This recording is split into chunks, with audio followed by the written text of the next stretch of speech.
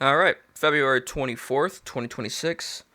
Both Trump and some Democratic members of Congress held two separate State of the Union addresses. The ones held by, well, the president was just the State of the Union address, and the ones held by some Democrats.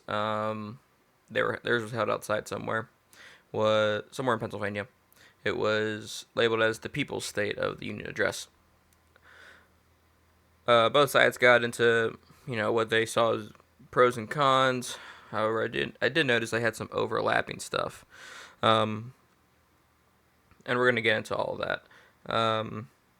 One of the things they talked about was, especially on the People's State of the Union address, was the Affordable Care Act and the Affordable Care Act marketplace. The premium subsidies for that, which was extended under the Biden administration, is gonna end under the Trump administration. It will not be extended.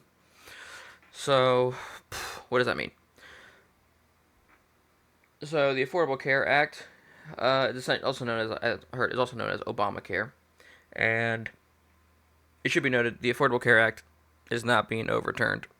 Um, the People's State of the Union address made it seem like it was being overturned. It's not. Congress has not. Sorry, hasn't decided to overturn it. What is happening with it is that the premium subsidies for people who use the Affordable Care Act marketplace, well, that's going to expire. So you're not going to get like premium subsidies. And what is the Affordable Care Act marketplace? Because I did have to look it up.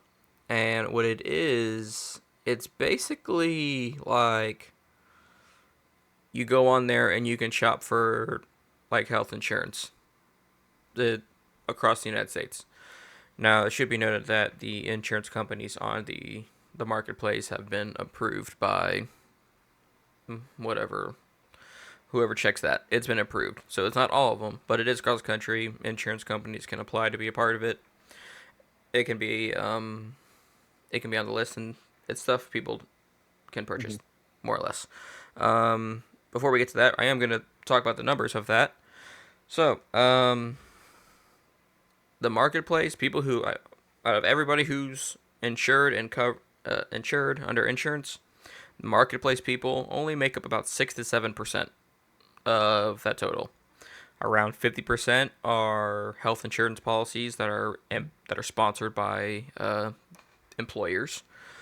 Around 18 to 20% is Medicaid. 17 to 19% is Medicare. And again, the marketplace is only 67% of the people that are covered. Just thought I'd throw that out there. Okay, Hmm. so I mean it's not being extended. Now there's a lot of reasons for that. In economic terms, I should get. In economic terms, a subsidy is an artificial device that lowers the price paid by the consumer without actually reducing the actual cost of production, such as resources, labor, and research required to produce the service.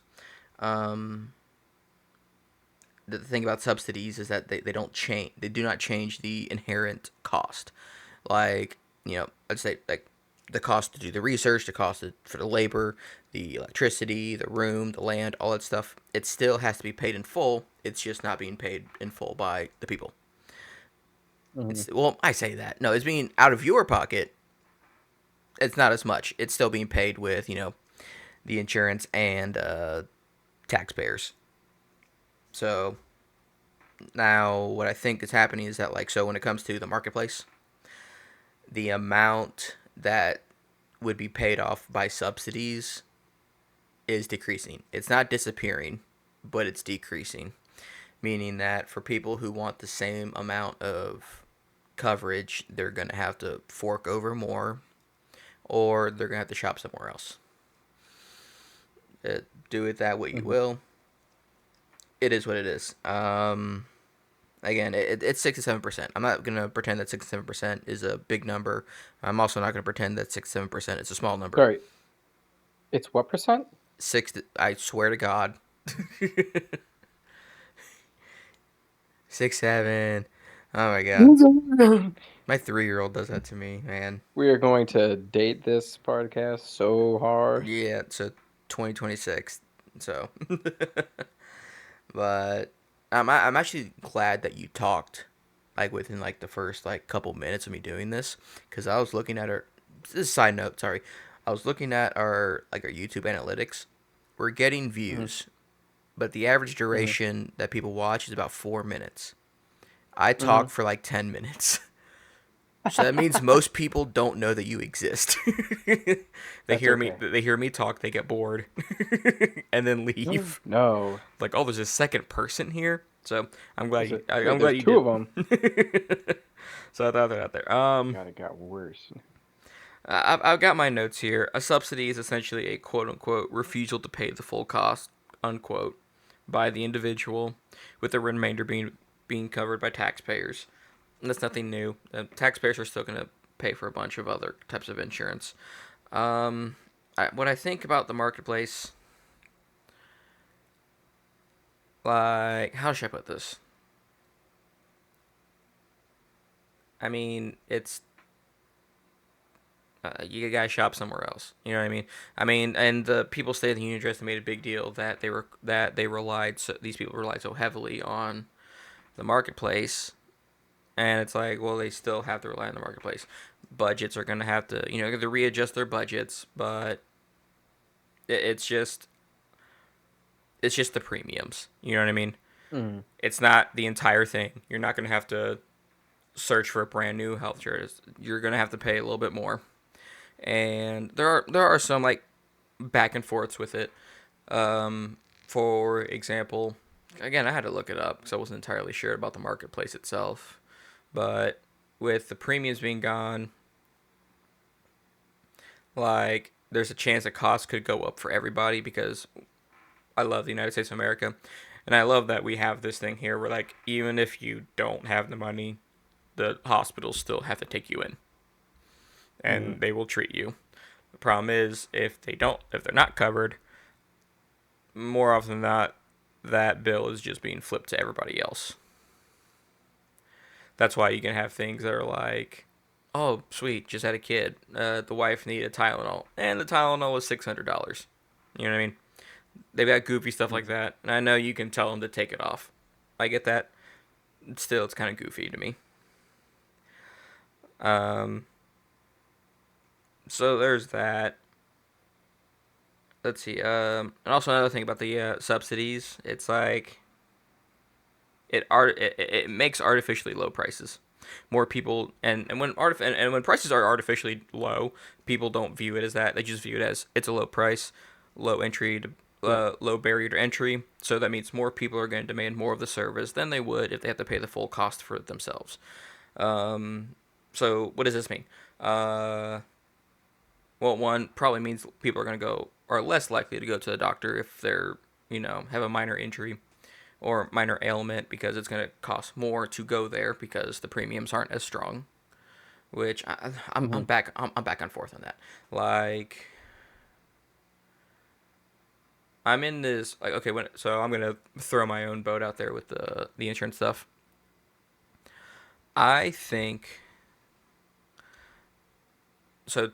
Tim Pool, I know this because he brings up a lot. He has the opposite of view that I do. Is that like if your medical bill is like under, I think he goes under $500, it's covered. You should be able to go in if you have a minor ailment, get it fixed, and go. But if it's over $500, that's when you have to start paying it. I have the opposite approach.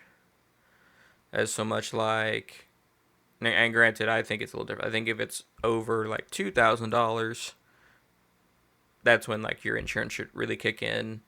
And but if it's under $2,000, you should be, you know, paying a good bit of that. Now here's my philosophy behind that.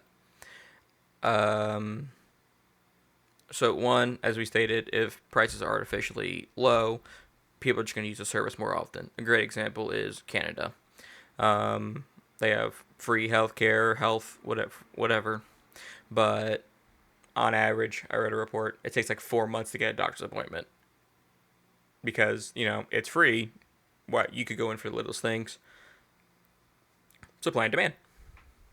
Hmm. But if people have to fork over the money, especially if it's the lower amount. Again, for me, if it's less than $2,000, I think that's reasonable, especially if there's payment plans. I'm fine with that. But if it's less than $2,000, people will be like, okay, I have a minor sore throat and already knows. Maybe I don't need to see a doctor for this right now. You know what I mean? So it keeps the waiting list low, and but people can still go to the doctor if it starts to get worse. Yeah. Now, if it's over $2,000, like let's say you got hit by a car and it wasn't your fault. Well, I guess if you get hit by a car, it It probably was my isn't. fault. I ran into Yeah, I traffic. was gonna say it probably isn't, It but wasn't your fault. How would it be my fault? but you know what I mean. It's like borrowing And a French fry. yeah, and then let's say the other person doesn't have insurance, which I think in Ohio and Kentucky that's illegal. Besides the point, you know what I mean. And let's say that Maybe bill's illegal, ten but it's thousand cool. Yeah. dollars, $10,000 Hmm. after all is said and done. I think you know what I mean. That's an issue. They can't afford that. They didn't ask for it. Hmm. You know what I mean. So and plus I don't and this can be viewed however people want. I don't like the concept that if you're poor, we can't help you. You know what I mean? Yeah. I mean, obviously we still will help you, but it's like, oh, okay. So you got hit by a car. It wasn't your fault. Driver, hit and run, whatever. Well, you're gonna have to pay the $10,000, and Hmm. you're probably gonna struggle for a couple years because of poor timing. Yeah. Or So, the rest of your life, or for the rest of your life, if depending some on how people much you can make struggles. on whatever interest payments there are. So again, I have the opposite approach to Tim Pool, but at least that's how I view insurance. It should be you should cover it up to a certain amount, and then anything beyond that is your Yeah. subsidies, taxpayers, your You know, insurance. I don't have a problem with that. I wonder if there'd be a way to one. I bet you could probably figure out um, where the well, I guess it depends on. There's a couple ways to attack this. Way one is you want to attack flow of cash. Um, if you're looking to make revenue as let's say you're I don't actually know how tax works on this, but let's say you take the flow of cash perspective and that people use when it comes to tax. This is why there's a sales tax and this is where most of the money the government makes is through income and sales tax because that's where the most amount of money moves through. Um, they're not actually making huge amounts of money by and large on huge one-off purchases you're making, but small purchases you're making consistently, especially as a civilization. That's where a ton of the cash flow comes from. Um, so it's also why it's important that people spend money because that's how the government makes money. That's why they want to keep the economy stimulated. Um, but if you're a business, you also want people spending money, right? One-off purchases are nice, but they're not super common. You want a consistent stream of revenue. So if you're an insurance company or a hospital, I wonder, and if you're the government, you're trying to help people, I guess. I wonder if there's a way where you could go, hey, all right, are people coming into the doctors or whatever for visits under $2,000, like non-life-threatening visits under $2,000 or $1,000? Is that happening more often, or are people racking up huge, huge bills really often? And really, they're not coming in for the low level stuff because I've kind of heard both. Because it probably depends on the part of the country that you're in, where you have the kind of people who go in for every minor thing, um, and then you have the people who frontier medicine their way through even the worst stuff, and then if it gets really, really, really bad, then they'll go to the hospital and whatnot. But I'm curious if we could find out which one is more common. That would probably actually make an easier direction to dictate policy in, where it's okay, most Americans tend to go into the doctor, even if it's for minor stuff. So we'll let them pay out of pocket for that, so that way we can keep cash flowing through the economy. Um, if you're an insurance company, that's what you'd advocate for. They're yeah, we'll cover anything that's really big because that's not going to happen that often. So you can keep maybe actually I don't know how they make particular money on that, but I imagine that would be one way you could do it, where it's if you're the government, you're coming okay. Most people are doing it this way. The insurance makes a ton of money. If people have to pay, yeah, if you're the insurance company, you want people paying out of pocket as much as possible because then they're paying their premiums to you and paying out of pocket for stuff. So you're okay, yeah, we'll cover big stuff, super easy, but we won't cover little stuff like band-aids and drugs that cost under X amount because we want to be making money off of our premiums. But if the inverse is true, right, most Americans tend to frontier medicine their way through most problems and only really, really go in for the big stuff, then sort of the inverse would be the way to go. Because if you're an insurance company, you're going, okay, if no one is going in for little visits, then we want to say we'll cover little visits. That's our main. We cover little visits, and they won't use them because they're not interested. They want to frontier like medicine their way through this. So yeah, no problem. Anything under 2 grand we'll cover. Anything under 2 grand we'll cover. Any visit, any appointment, blah blah blah blah. But when it comes to big stuff, you got to foot the bill for that. We can only help up to $2,000 per particular issue, depending on the blah blah blah blah blah. Um, and so that way, they make the most amount of money. But if you're the government, you kind of want to maybe structure it the opposite. So if you're like a policymaker and you're trying to like help people, um, and you're like, you think government intervention is the best way to do that in this instance, then you go, actually, policy is that if everyone is going in for little visits, then you are required as insurance to cover those little visits. Or if people only go in for big stuff, then you're required as insurance to cover that big stuff. But I think doing some sort of like survey or some sort of like data gathering thing is probably the solution, is the easiest and fastest. Maybe not the fastest. It's the easiest solution here to sort of figure out where like the value lies, because I could see like reason in like both positions, but I can also see people trying to like game their way around it, where it's like if you're a wealthy person who can, the point, right? Part of this is you want to keep people from exploiting the system. I care a little bit less if poor people do it. I care more if wealthy people do it, because theoretically, if you have that kind of money, why are you trying to game the system, right? Like, come on, give Yeah, back to the theoretically, yeah. society that helped you build the money that you have, right? Mm-hmm. Um, and it's like, okay, so if it's little visits that insurance covers, I could definitely see a world in which wealthy people um, find it's like the rowing, kind of like the rowing scandal with like college applicants, where it's like it was cheaper for wealthy families to fund a rowing scholarship to like Yale or MIT or something, or Penn, UPenn, and then get their kid to on that rowing scholarship than it was to just put them in normally, because the rowing scholarship might only cost you, let's say 80 grand all told, whereas the cost of of 2 semesters might be 80 grand, right? So you got your kid into college for the cost of 2 semesters, and all you have to do is cough up, $80,000, which to you isn't a ton of money because you funded the scholarship, or maybe it costs you like, 200 grand all told, but that was going to be like 2.5, 3 semesters of their college. So now you paid for their full college and whatnot. Because there was like this big scandal that came out a little bit ago where it functioned very, very similar to that, where it's cheaper to fund a scholarship than it was to actually pay for your kid to go through. So you'd fund a scholarship and then you'd put your kid into the program that would get them the scholarship, and then you'd have them basically be pre-selected for the scholarship. And rowing happened to be the sport of choice because it's not super popular and it's kind of difficult to get into initially, because you need to be wealthy enough to own a boat and then be near water, live near water, and then live near a rowing team, and then basically it was like a rich person only sport. And that's where the big scandal came from. So I wouldn't want wealthy people doing something like that with this system, where it's like, oh, they basically abuse the crap out of the cheap visits, and then as soon as the bill kicks above, you know, X amount of dollars, they do some sort of like workaround where it's like, oh, well, we're not going in for a standard doctor's visit. We're actually going in. We've, hired it's easier to hire a specialist.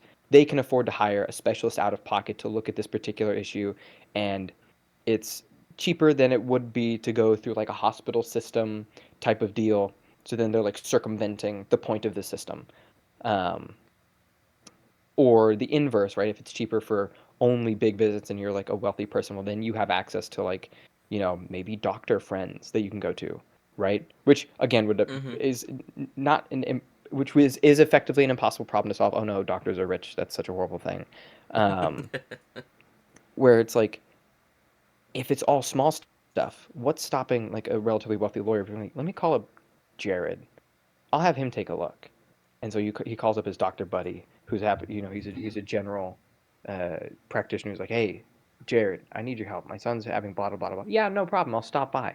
And you get this sort of like wealthy person doctor black market, where it's like knowing a doctor is more valuable because you can just circumvent having to do the cheap visits. So that way, then if you ever need big medical stuff, and you can talk to him and be like, hey, Jared, I think could you do you know any orthodontists? Can you hook me up with one of those?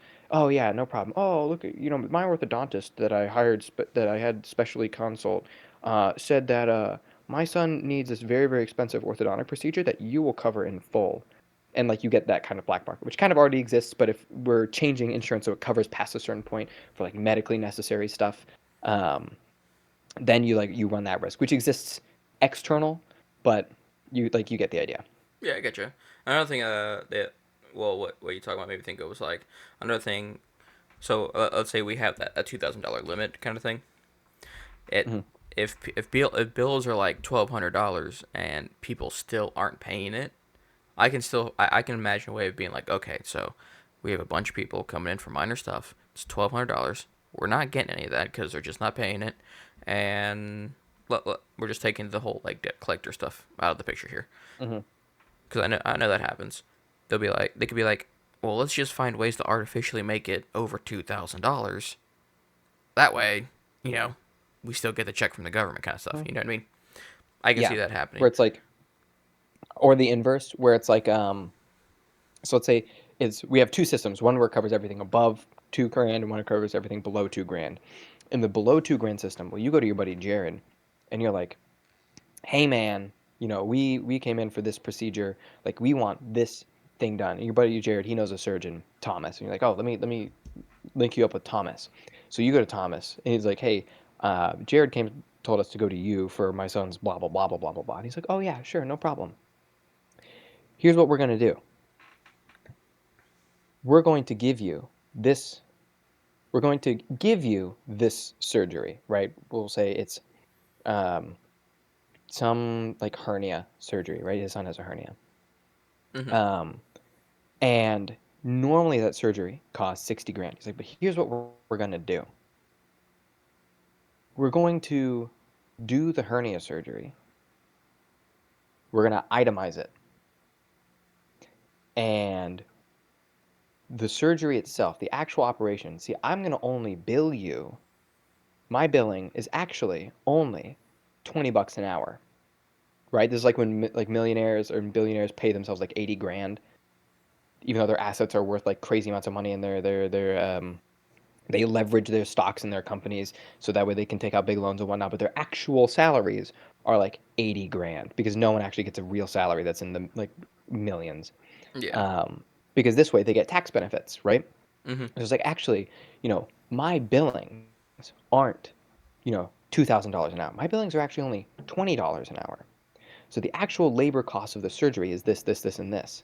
We factor in the cost of using these machines into the cost of doing business for the hospital. However, each dose of the anesthesia will cost you, and that is $1,999 tax free. And 99 cents, totally tax free. It's not taxed. Additionally, we are going to now, as it turns out, in this surgery, we needed to do, X, Y, and Z. And then you just break it down into all of these single charges that are considered unique instances of medical assistance Hmm. Yeah. that add up to like 60 grand or 40 grand, whatever the actual cost of the surgery is, right? What is that? 2K per thing. That's like you just need 30 separate items.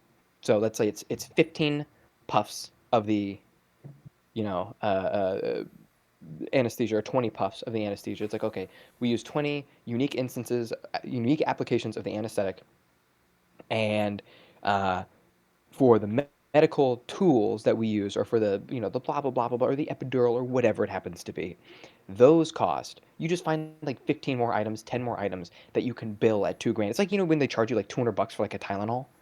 It's Yeah. like that kind of thing.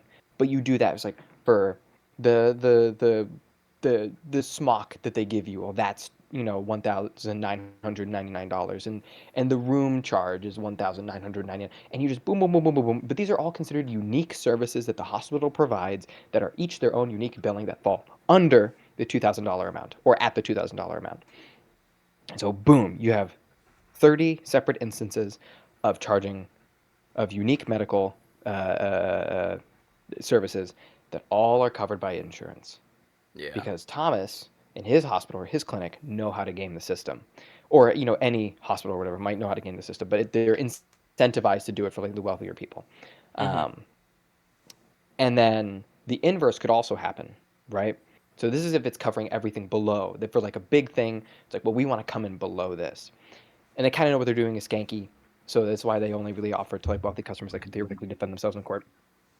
Um, Or, if you were smart, you just run it as like a business model and be like, yeah, we know we're guaranteed to get the check from the government, to get the check from the insurance. So we're just going to do it like this, right? It's like construction workers, right? If you work for the government, you always make sure you take as much time as you can until the government's out of money, and then you finish up and you move on.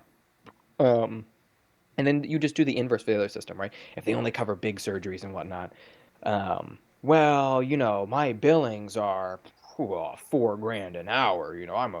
I'm a doctor, don't you know? Well, I'm glad you came in for your Mm-hmm. visit today. As it turns out, we had to run this battery of tests on your son for his standard wellness check. We had to measure, his temperature and his height and, make sure that his lymph nodes were all good. And we feel so, these are all unique medical services that are very difficult and hard to require lots of professional training. 40 grand. Oh, what's that? It's covered by insurance? Oh, no problem.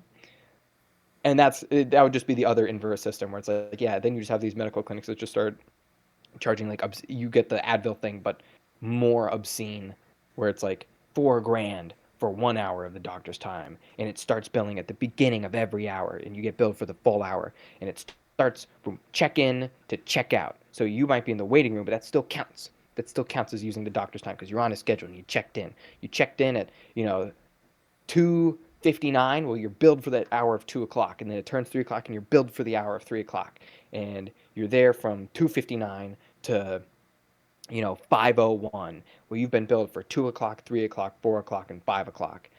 All so you've been billed for 4 hours, even though you were really only kind of there for two. And now, well, that's 4 grand times four, so that's 24. That's yeah, that's $24,000, and well, that's already covered by insurance now. Great, thanks for your time. Yeah. And that's how they would do it. But Yeah. you could really only get away with that if you were like a wealthy private clinic, which didn't have like government oversight or like looks. Because if you're like a big hospital, you're probably going to have a lot more inspections. You're going to have a lot more blah blah blah. But if it's like a privately owned clinic or a specialist, right? Well, we don't go to a doctor for checkups. We go to Jared, who's a specialist, and specialists maybe they have less oversight, maybe blah blah blah. So actually, his time is worth that much money. And oh, look at that. I don't need to pay for it, right? Or whatever finagling they might do to get around this. So, and obviously, this is like I wouldn't say an intractable problem, but it's definitely something to be aware when it comes to like particular policy decisions on this, where it's like, and then the other side of this is obviously poor people wouldn't know the system exists. And Yeah. so Yeah. if That's it's fair. like That's they fair. only get charged for, right? And it's like this system could totally exist and be totally technically above board. But if a poor person doesn't know that you should go see a specialist whose waiting lists are super long because you kind of got to know a guy to actually get in, you need a recommendation. Um, you can't just walk into the office. So you need to get a recommendation, but to get a recommendation, you have to know someone who knew the guy who can then refer you, um, or get your doctor to refer you to them. But then if your doctor does that, then you might lose your doctor. He doesn't want to do that because you're obviously a money making thing for him. So then you've got this like position where you're someone who's a poor person, you've got a family to feed, and your time is super busy, so you can't actually look into all this stuff, and you don't even know it exists. So you have, whenever you have a problem, you just go to your general practitioner who works at some big hospital like Norton or something, and you go in and you're like, hey, I'm here for this and this, and let's say we're in the system that only covers small stuff. Um, like maybe the hospital, like, and then the hospital is going to try to get money out of both you and the insurance, right? So Yeah. if they cover everything below 2 grand, they're just going to charge you 3 grand because they're guaranteed to get two from the government, and they're just trying to get as much as they can out of you. And then the inverse would be if it's a system that only covers above X amount. Well, then I don't know. I'm sure there's some way they could finagle it to make it to where it's like, Well, oh they'll yeah, always find a way. well we'll charge you, yeah, right. And it's like if you're a poor person, you're just kind of saddled with that system. Like there's not you wouldn't know, and this is true actually. This would happen because we actually know that this happens when it comes to like tax breaks and housing credits and all this other stuff and um, income assistance and whatnot that's available right now to people in lower income brackets. And the only people that use it or know about its existence are middle class people. Um, there's a specific one that's like it's like some free daycare thing um, that you're only eligible for if you're like a single parent with like a child and you make less than X amount of money per year. Basically, the idea is if you can't afford a nanny. Um, Mm-hmm. or you can't afford to put your kid through in daycare on your own. Um, Yeah, but childcare. the problem, yeah, the problem with this system is that the only people who have time to get informed and hear about the system are people who are too rich to use the system. And then Yeah. the people who don't have time to hear about the system, to know about the system, to actually use it, are people who need the system the most.